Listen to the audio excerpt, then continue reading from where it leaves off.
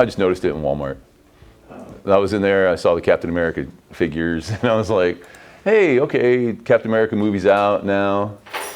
And I was like, I wonder if these are made in China. Sure enough, they are. And I wanted to, before we get started here, Athena said, hey, you're kind of nervous sometimes when you come in here because you don't know if you're going to talk or not. So I'll just point this out to y'all. Let's look at our screen for a second. So I mentioned this on Monday, but last weekend we had this giant concert in Stillwater, and it was 4 nights, sold out, and there were all these Red Dirt bands, and the stadium was sold out, and there was music all over the place, and it was just a really cool deal. And one of the things I do is I'm a founder of the Oklahoma Music Hall of Fame here in Oklahoma. It's based in Muskogee, and we started in 1997, and so every year we induct various musical figures into the Oklahoma Music Hall of Fame.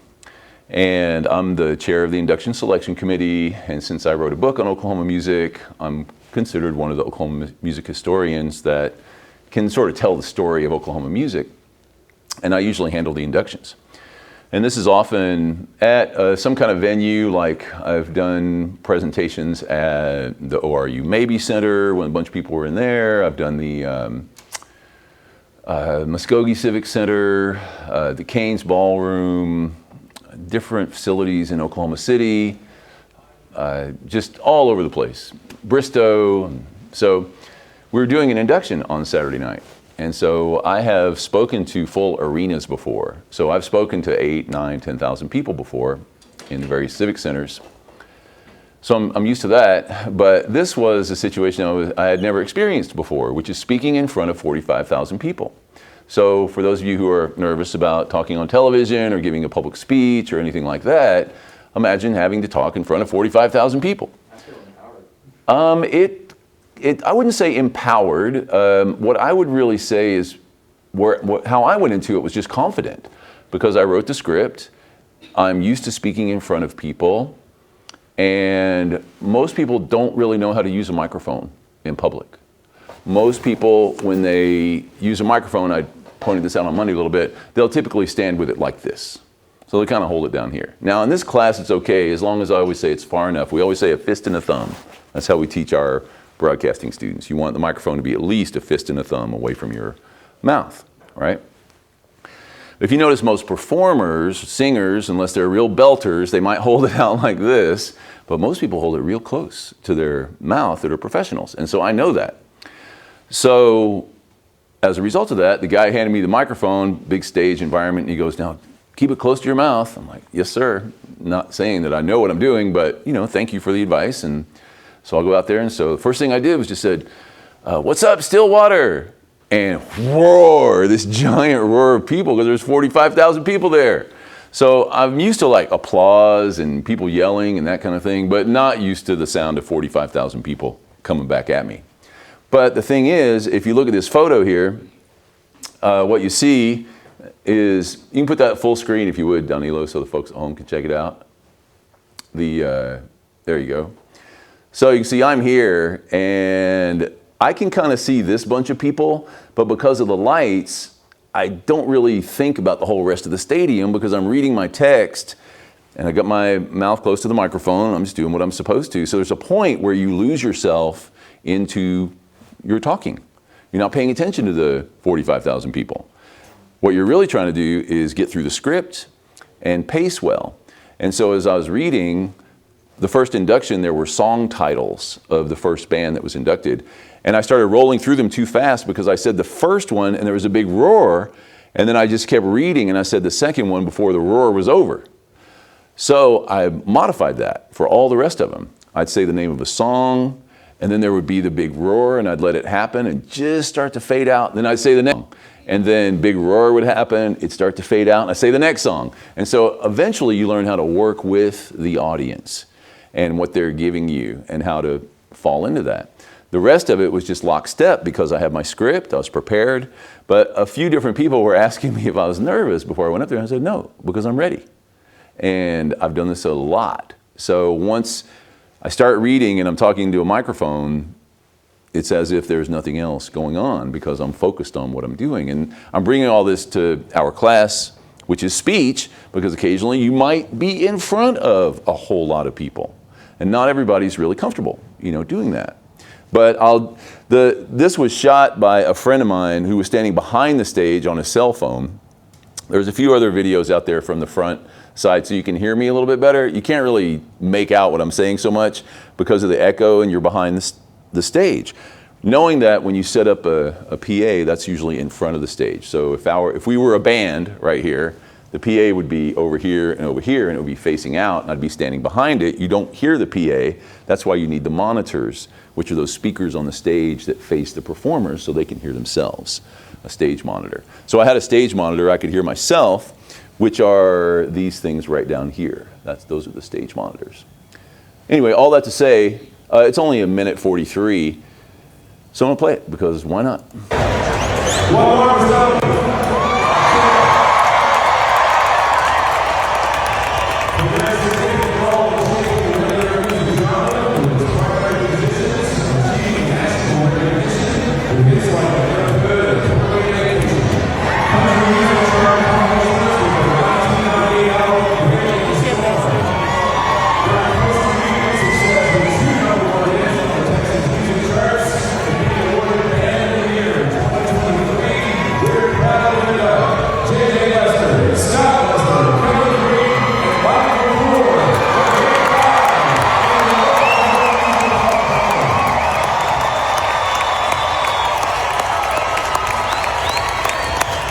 One of those, and I haven't seen them all or anything, but it's a good experience to get in front of people and talk. So if you do get in a situation where you're talking in front of a big crowd, that's why our next speech is important.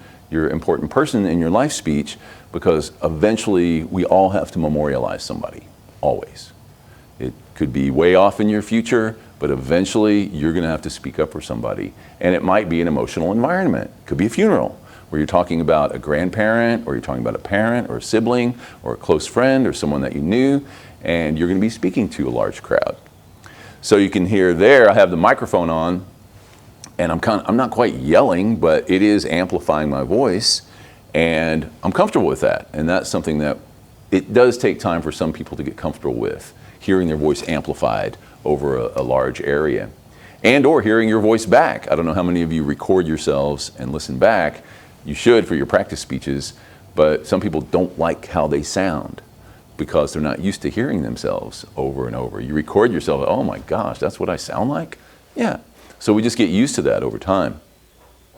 But I wanted to share that because it's part of what we're doing here, which is public speaking, getting comfortable with it. And what I was originally wanting to make a point about is being prepared gives you all the confidence in the world. And so Athena said about, being a little bit nervous or frightened about giving a speech. Nervous energy is good, what we call stage fright, because it puts you on edge. It makes you ready to go. And kind of like Ryan right now. I know he's ready to go back there with his talk. So that's really all I have to say about all that. But it was a fun experience, and the first time I ever spoke in front of that many people, and hearing that rush of noise come back at you when you say something is interesting. It's kind of fun. I'd never had that experience. It made me think of athletes who don't want to give up their sport because of the arena and the attention and the noise and being out there and the excitement. And yet eventually you have to, because you can't be a top level pro athlete for your whole life. You only get to what? You're 40 maybe, if you're lucky and uninjured. But you can be a public speaker your whole life. And you can play pickleball your whole life, probably, what it looks like from what I see. Okay, you ready to go? Ryan, come on up. And then after Ryan, is this our last practice one, I believe? Carolyn, you still have your practice one to go today. Yeah, I do. So that's today. And I think Tyler wants to go with his final one. So we're going to do that one. Okay, come on up here.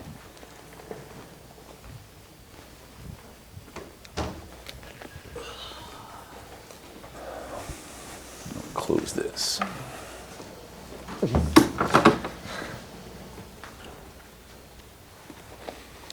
Aiden's not here today. I hope he hears me at home.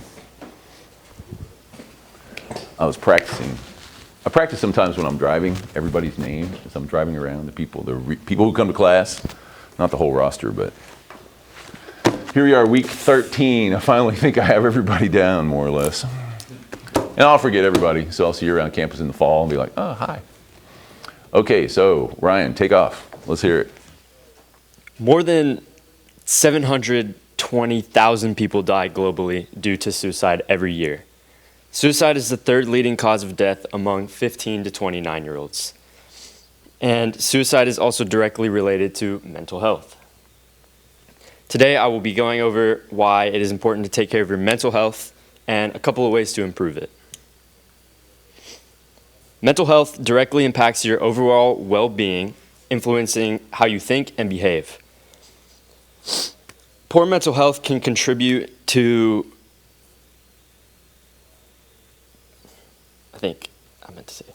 good mental health can help contribute to physical health increases like heart health and brain function and stuff like that. It can also help with stress management. Mental health can help you cope with life stresses and navigate challenging situations. It can also help out with relationships because good mental health can enable you to form and maintain healthy relationships, improving communication and empathy. Now, a couple ways to improve your mental health would be getting the right amount of sleep, which is typically suggested about 7 to 8 hours a night, and it could also help, establishing a regular sleep schedule can help improve your relaxation and overall mood. And then having a balanced diet can also help your mental health because it nourishes your brain function, it can regulate neurotransmitters, and help support gut health. Exercise is another way because it reduces symptoms of anxiety and depression, which naturally enhances your mood and increases energy and boosts your cognitive function. And this last one is my personal favorite, the self-care day, because it is important to better your mental health in terms of a self-care day because that consists of prioritizing your well-being through activities that you really care about, like something that can nourish your body, mind, and spirit. And I encourage you all to take care of your mental health, and if you need any help, to talk to someone because mental health is a very serious matter. Any questions? I have a couple. This seems more process analysis than argument. It's sort of what I said to Tyler the other day, is he gave us a whole lot of really good details and information, but wasn't really pounding us with an argument, so to speak. Okay. So that's what I'm missing from this, because I instantly think, well, what's the opposite side of this argument? Is there an opposite side to pursuing good mental health? Like, why would you argue against that? Yeah. You really wouldn't, right? The other thing I'm concerned about is your personal investment in this. Well, you're a college student, you got stresses, so I can infer that, but you're not saying that to us. So we want a little bit more out of that. You did get to the restatement of your thesis, and you did encourage us, and one of the things I liked was your volume. You have a good, loud voice. You didn't have to move around too much, but I did notice you moving your hands a little bit, and so I thought that that was good. I also thought that you talked more than you read. Even though you were text heavy, you were talking to us and making some eye contact. You lost your place a few times, didn't get too flustered, but that would improve with practice if you run through it more than that. So I have a couple of thoughts on this that I want to talk to you about at the end of class. Cool. Okay, so I won't go through them here. I have a couple suggestions based on a couple things. So let's go through that. But otherwise, the structure is good, but you're missing some key components. The other side, your personal investment, but you do have the good structure of a process analysis essay, but not so much a persuasive one yet. Yes. We'll talk about it a little bit after class, okay? All right, well, let's give Brian a hand. Way to go, Brian. So I know on mine at the end, I still have like the persuasive part at the end. Is that okay? Like where I come heavy with it? Yeah, well, like we said the other day, what are we supposed to do? Like, what's our action? What are you persuading us to do? Yeah. Call our legislators? Take gun safety classes? I mean, you have to tell us to do something. Okay, I can do that. Carolyn, you ready? I gotta highlight my hair. Oh! Oh. Don't look. Hey, I didn't like the way it looked. All right. Sorry to be here, everybody. I've been taking care of some things. Hey, life happens to us all Yes, the time. life does. Yes. I don't know. I want to touch something before I talk about this, which maybe I shouldn't. Maybe I should do it after. But. Oh, express yourself. Let's hear it. Okay. I work. Well, I mean, I guess I'm going to get into that. I obviously work in the healthcare system, but I also want to make the point that although I'm making this speech and I do feel kind of a certain way about it, I will get into that, the other sides of things and maybe argument those. But I also want to say that whatever you believe and that you do with your life is your own decisions, and obviously you have reason for that. I'm just more trying to inform here, but I am going to argue. Good. Okay. All right. Let's hear it. Okay. Imagine a world where deadly disease like polio or measles made a comeback. Not because we didn't have the tools to stop them, but people choose not to use the tools to get rid of them or to prevent them. Polio is a disease, is a virus that can cause paralysis and is very preventable through a vaccine. A vaccine is a shot that you get that has a strand. Oh, I'm going to butcher this. But kind of has a strand or a little bit of, like maybe if you got, okay, I'm butchering this. But if you got a vaccine in your arm, let's say like the flu, for instance, every year they try to make a new strand of the flu of what they think the flu is going to be like. So for next year, they're probably already trying to figure out what that strand might be. So they're going to give you that shot. It might make you feel a little woozy the next couple of days, but that's so whenever you do get the flu, your immune system, your body, you have antigens, antibodies that now know what that flu might be, and so that way you can protect yourself. So that way the flu doesn't overtake you, and the flu can't kill you unless you're typically younger or very young or very old, but you can get very sick. It's not good.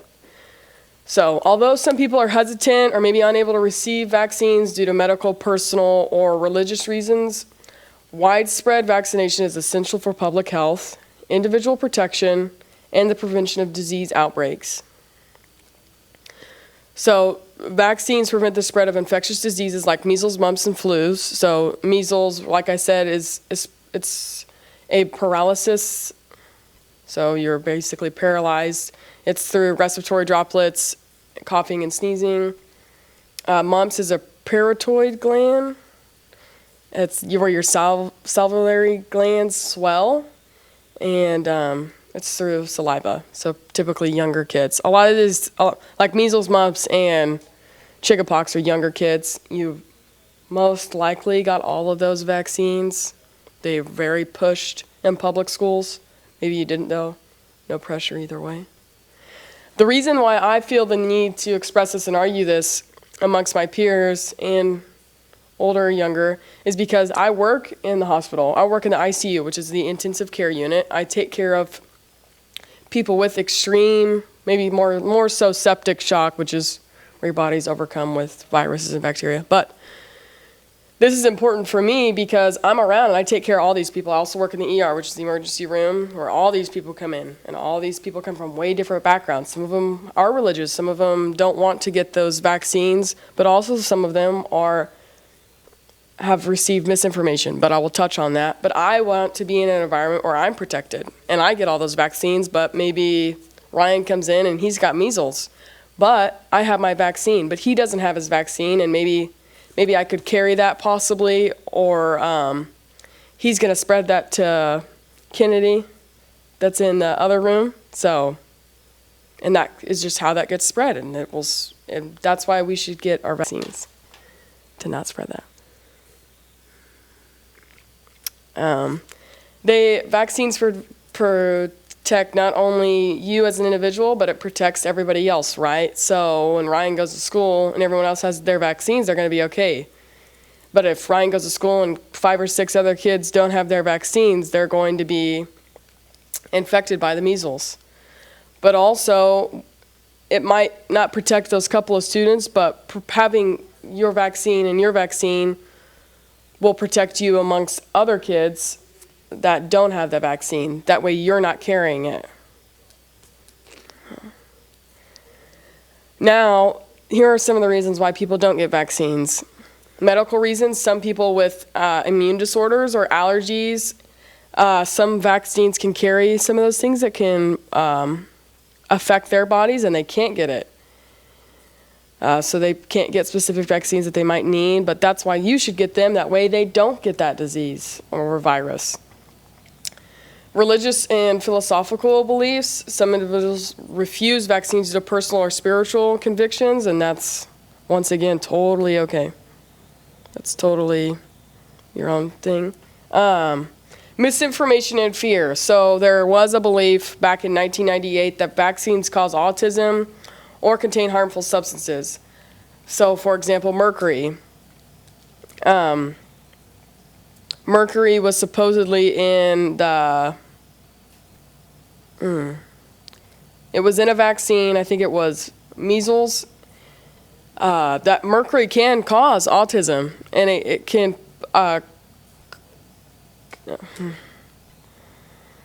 So whenever they found out that there was supposedly mercury in this vaccine, it was actually just a rumor, and they did several studies on it, and it turns out mercury was not in that at all. So that is just a rumor. I don't feel like I'm doing very good at this. Distrust in the government or healthcare system. We do have people that are like that. I have a relative that's like that thinks that the government is out to get us and out to take over us, and to get vaccine is to weaken the population, and then once the population's weaker, they go to the healthcare system, and then they get the money from them. But that is not the case. I'm sure that there is foul play in some places, but it's very, very, very, very less, not likely.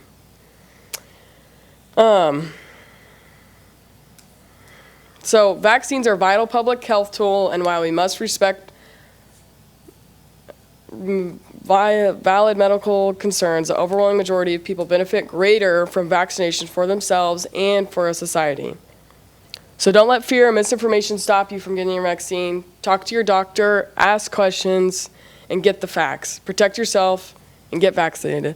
Ask questions. You never be hesitant to ask your doctor questions. They are there to help you and inform you and take care of you.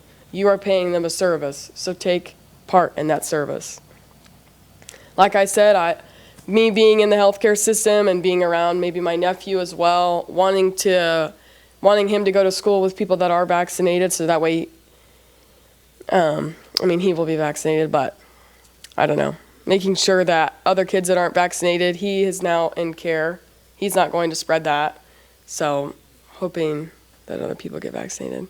Does anybody have any questions? Yes. So I took COVID vaccine Oh. and 2 of flu shot. Uh-huh. Every time I got a shot, after that, I still got. Sick. So I still got sick. So I don't want to touch too much on the COVID vaccine because that's a little touch and go there a little bit from some of the information that I grabbed. The flu vaccine, though, they do tell you, or maybe they didn't, whenever you do get the flu vaccine, there is a part that you might get a little bit sick from. But if you're getting sick from that vaccination, that sickness is way less than the sickness that you would potentially get from the actual flu. So whenever you get the flu vaccine, you obviously have damage of tissues, but they're sending in all these, it's called memory T cells. And that's way more into physiology, but whenever you get that, now it's going to send into your antibodies into your immune system, and now your body will now recognize and be able to fight off the flu in a bigger sense of that. But there's likely that you will have fever and a little sick. I got it from other people after I got infection. Okay, I still got it from other people twice. so Maybe it wasn't as bad as it could have been. I guess that's the point I'm trying to make. Even if you got the flu vaccine and so did I have a little bit of this right now, which could be the flu or COVID or whatever. I think it's just allergies. But, and now I'm gonna cough in your face. You're probably going to get a little bit sick. But if you didn't get that flu vaccine, your odds are way more likely that you're going to be more sick, more fatigued, and X, Y, or Z. I want to go back to the COVID thing since you have some experience in this. And we consider it an endemic now, right? It's throughout society, and a lot of people have already gotten it, or almost Yes. everybody. How in this class, can we do a survey? How many of you have gotten COVID? 1, 2, 3, 4, 5, and you guys and Matt did. So Ryan, you didn't. Odds have. are that everybody in this room has touched COVID and has been. I mean, odds are. That's all I'm Okay. going to say. So, What? or yeah, if you're asymptomatic, so you may have gotten it and don't even Yeah. know it. Yeah. Right. That's Which also was the super argument true. on the vaccine deal, was you don't even know if you have it, and you could still be spreading it to somebody who is not as well defensed as you are. Right. Yes. So personally, I never tested positive for COVID in my all the time, and I got every shot available. But saying that, I would like for you to talk a little bit about your experience of working through COVID as a medical professional, what you're willing to share with us, So- and the experiences that you had related to people who were unvaccinated. So I actually did not work in the healthcare system at that time. Okay. But I was laid off from my job at that time. During COVID? Yes, but I was obviously.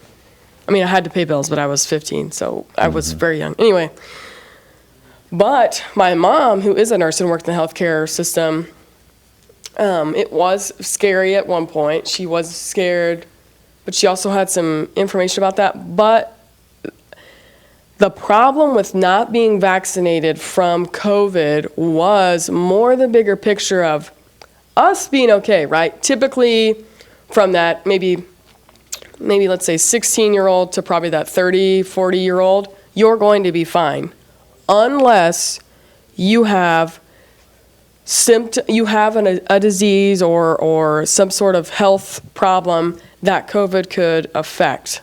So maybe I have got a heart problem. I have high blood pressure, and now I'm going to be infected with COVID, and COVID can affect your respiratory way. So now I could have an increase of blood pressure for, say, that's kind of a bad example. Or I have asthma, that's a really good one, and now I have a respiratory infection. Now I'm more likely to be more sick because of that. So what they say is get the COVID vaccine, so that way whenever Dr. Foley and I interact and I have asthma, I've got the COVID vaccine, but he didn't. Now he's carrying the COVID, and I'm going to get it. But now that I've got my vaccine, I'm less likely to get as sick. So if I didn't have my vaccine, and neither did Dr. Foley, but Dr. Foley's got asthma, and I cough, Dr. Foley's probably going to go to the ER, and he's going to have to be on some oxygen because that's going to mess up your airway. So let me ask you this. How do you feel about this measles outbreak in Texas among the, I don't want to get it wrong, but it's the Amish or Mennonite community there that are anti-vax completely. Right. Typically, yes. So what we've seen is they have something like 700 cases or something like that now. Yeah. Do you feel that there is any public responsibility to quarantine a population or do anything? Like, what do you do about people who don't want to get the vaccine? So I'm a little bit ignorant, I think, in the sense of more of publicly on how to handle that. I really don't know. Just curious. That is super unfortunate and very hard to handle. I don't even know what I would do at that We've had our point. first measles cases here in Oklahoma already. And it's we're not panicking. I mean, I had my measles vaccine years ago. Yeah, so that's the thing, though. That's the thing is whenever these Amish people are going to be, now they have the measles, you can get the vaccine and you'll be all right. But they're not going to get the vaccine. They didn't get it before, and odds are they're probably not going to get it again. And that is super sad, more for the kids aspect. Now, if you're 35, I think that It's on you. you're well versed in the situation. Whether, I mean, maybe you're not. Maybe in Texas they're not informing their students well enough.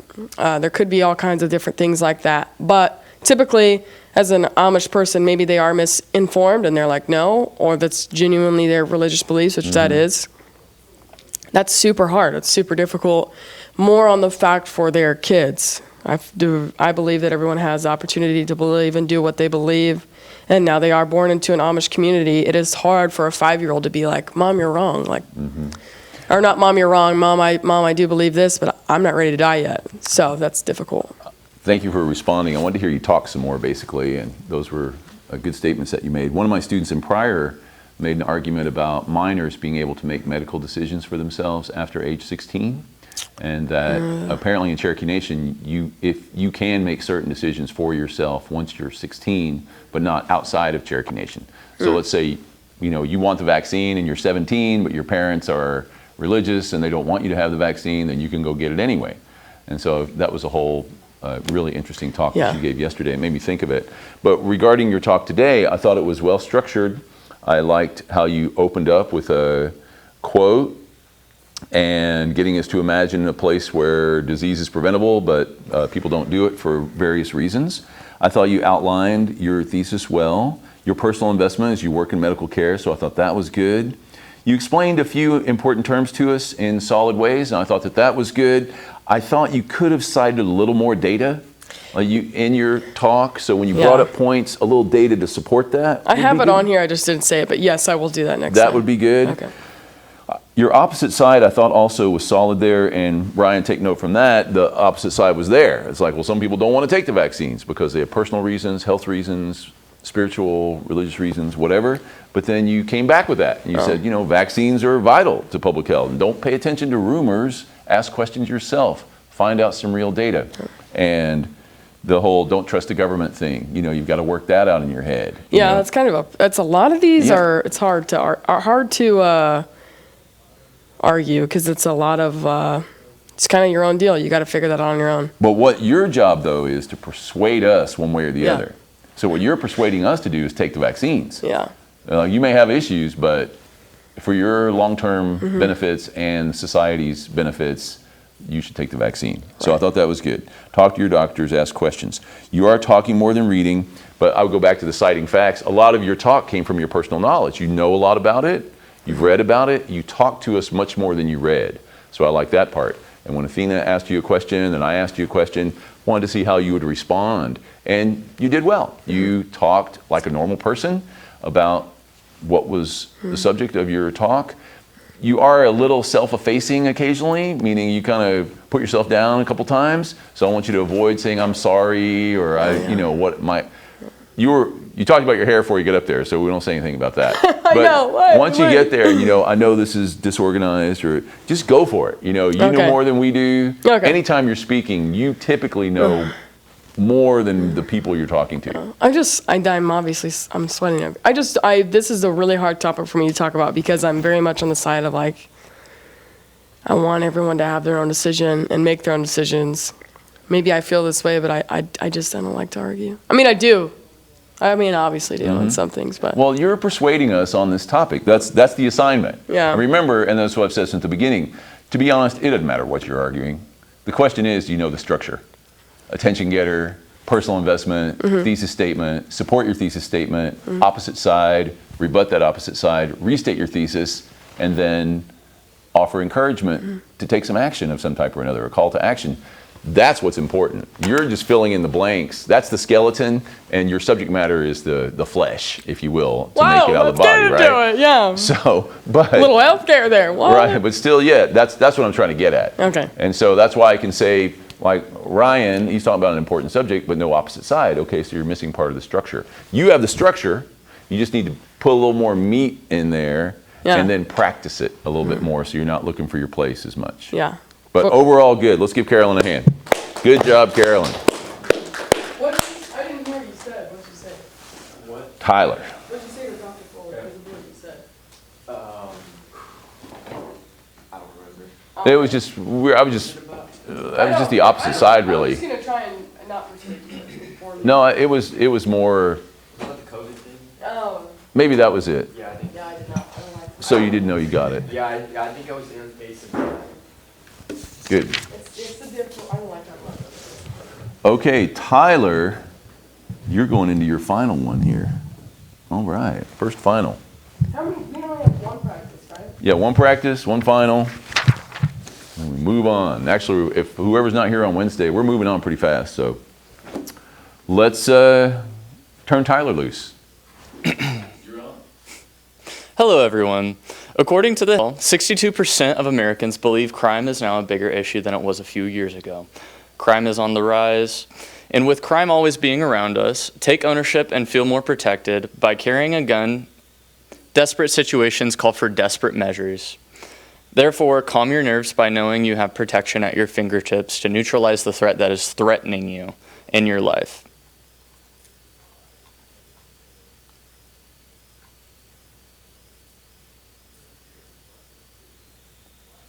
My credibility stems from my background from my family. I grew up around guns, always being around it, learning how to always practice firearm safety, so always pointing the gun at the ground, always treating like it's loaded, and always respecting it. I also sell firearms at Shields here in Tulsa, so I'm around guns all the time, and I talk to people about firearm safety and all the types of guns that a person might want to buy in their specific situation. This is whenever you find a firearm and you want it to fit you, this is crucial because you want the gun to feel comfortable when you hold it and shoot it. This affects your accuracy and confidence, which in intense situations you'll need it. Your life depends on that. Firearm safety. Firearm safety is important because you don't want to cause great bodily harm to you or other individuals. Ken Christensen, which is a leader in this field, he's an expert, said that accidental gun discharges happen thousands of times each year in the US. Keeping this in mind, let's just assume every firearm is loaded when handling it. This creates a practice that is safe and proven to work, whether the gun is actually loaded or not. Always keep in mind that where you are pointing the gun. Always keep it pointed at the ground or the sky when around other individuals, unless you know that you're in a safe environment to do so. It is commonly practiced to have a holster with a trigger guard, just in case you choose to have a round already loaded in the chamber. This keeps the trigger from being snagged and misfiring. Otherwise, keep your gun on safety so you can feel more safe with the gun being loaded. This is crucial because in dire situations, having a round already in the chamber is very convenient. Remember, a gun does not fire by itself. The trigger has to be pulled to set the round off. So to actually have a round in the chamber, in those dire situations where you only have seconds to pull your firearm to protect yourself, you need that instead of racking the slide to put another round in the chamber whenever you don't have that time available to you. And know when to use the firearm. So this is important when you're facing the immediate threat. Someone is trying to kill you, severely injure you, or cause harm that could lead to death, such as armed robbery, assault with a deadly weapon. You have no other reasonable option. You can't escape safely or de-escalate or call for help in time. This is just meaning that you have no other option to actually get away or protect yourself by any other means than what was actually necessary. The threat is real and actually credible. Not just verbal threats, there is actual actions, weapons, or behavior that makes the danger clear and present. You are legally justified. You know your local laws and on the duty of retreat, and the castle doctrine, such as home defense rules. So these are different in different situations. So whenever you are actually in your home, the castle doctrine protects you and gives you the full right if somebody is breaking and entering, that you can fire upon them because they already have ill will by coming into your safe place. That's why it's called the castle doctrine. And then the retreat doctrine is based off of having the means necessary to get away without using deadly force. So if you can run away, get away, do that before you ever pull your firearm, because that's part of our local laws. When you're in fear for your life or another's, you don't shoot to stop or scare. You draw only if you're truly meaning deadly harm to somebody. You should not use it when somebody is just mouthing off or making vague threats. You have the option to leave safely. You want to scare someone into backing off. The threat is already neutralized, or they're fleeing or down on the ground already. You're defending property only. Laws may vary, but property alone is not usually enough to justify deadly force. Remembering the principles of ability, opportunity, and jeopardy. The attacker has the means to harm you with a weapon's strength, and the opportunity being they're close enough to carry out what they're intending. The jeopardy would be their actions make it clear they intend to harm you. the counter argument to all of this is some people find it scary to own a firearm, like they don't want to have the responsibility of it. But what I will say to the counter argument of that is that your life depends on it, and whenever you actually need it, you're going to want it. So jumping over that fear factor now and going to the gun range and training. So actually the break-in period for a new firearm is about 200 to 300 rounds through your firearm. It's going to shoot very different from whenever you first start shooting to whenever you actually break it in. And you'll start to see that with the smoothness of it. Whenever it starts jamming, then you really start to understand, hey, I need to clean my firearm more often. It's that time. And you're comfortable, you're accurate. And that's the whole point behind those steps, is not only knowing your target acquisition of how to figure out if that target is a legitimate threat or not, and if you should draw or not. And then finding the firearm that is actually going to fit you. So find the firearm that actually fits you. Know the safety on how to carry. Know when you can and cannot use your firearm. And I'm just going to summarize everything. So choose the right firearm. Learn and practice firearm safety. Always treat it like a gun is loaded. Point it at the sky or at the ground. Always practicing firearm safety. Know when you can legally use it and you're justified to use it by your local laws. That's going to keep you out of legal trouble in the justice system. You might end up in court anyways, but the Second Amendment protects citizens that use it in a justified way. Understand the use of force principles, so ability, opportunity, and jeopardy. A person has the tools to use deadly force against you, so it could be their strength, could be tools or weapons, and the opportunity is the chance that they're going to carry it out. The clear intent to hurt you is by jeopardy. Why does this process all matter? So understanding and respecting these steps is not about just being prepared. It's about being responsible. Carrying a firearm means carrying the weight of life or death decisions. Knowing how to properly choose, handle, and legally use a gun could protect your life or someone else's, but mishandling it could cost lives, legal freedom, or peace of mind. Firearms are tools, not toys, threats, or shortcuts. The more educated and disciplined you are, the safer you'll be for yourself and those around you.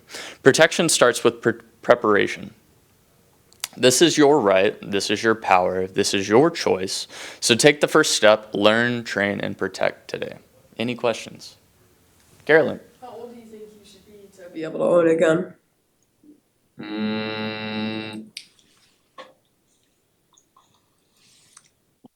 Long guns, 18. Yeah. Okay, handgun. Handgun, 21. Yeah.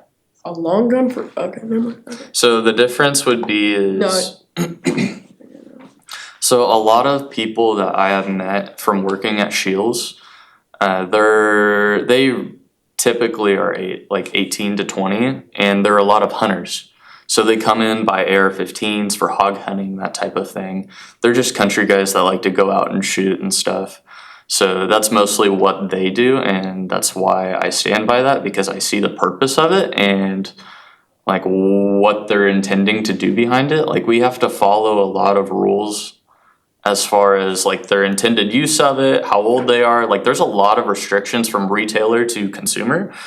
Now in the state of Oklahoma, we do have private sales that we do, so it doesn't have to be documented, but retailer to consumer, we actually have to do 4473s. We have to do a Form 103 from Shields. So that's your background checks. That's our legal liability form from Shields to the consumer. It takes all liability off the company, hands it off to the person. So now we're not liable for what they do with that, because after talking to them, they told me this and that's what I'm given. I can't make any other decision off of that.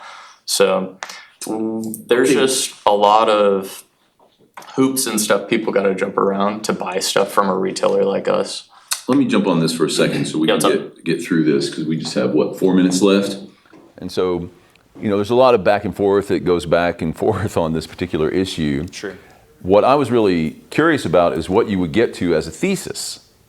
And I was trying to get it, it's like, you're doing fine up there. You're speaking loudly enough, you're using your hands, you're clear, all your words are clear, all of that. But what I'm having trouble with is getting to what that thesis is. Topic plus opinion plus controlling ideas. Originally what you said was, everyone should own a firearm. That at least is a strong thesis and opinion. What you're really, fire safety is important, firearm safety is important, you need to know how to use one. I like to learn, train, and protect, ability, opportunity, and jeopardy. I get all these things, but I don't get what you're arguing. Because there should be no argument that firearm safety is important. Well, why they should own a firearm? Okay, now that's where I'm getting to. 'Cause Yeah. you didn't say that. Because I thought I kind of implied it with my thesis. you don't imply a thesis. You want to tell us what we should be thinking. That's what a persuasive speech does. So for example, your credibility is really important, but you said something early on that I was able to instantly disprove. So you said crime's on the rise. And I went, when and where? Well, I mean, if you... Okay, well, hold on. You don't have to say anything else. If you don't have the data there, it's not fair. Why? Because I have a cell phone here that has I mean, AI. I had So it, it's just a little bit touchy. Okay, as of April 2025, crime rates in the United States have continued to decline. According to the FBI's Uniform Crime Reporting, violent crime decreased. Yeah. So there's a 22% drop in murders, 17% drop in rapes, 13% drop in robberies. So in fact, crime is not on the rise. So what I'm trying to point out there is when you make an argument and you say something, you've got to be able to back it up. But you wouldn't be able to back that statement up.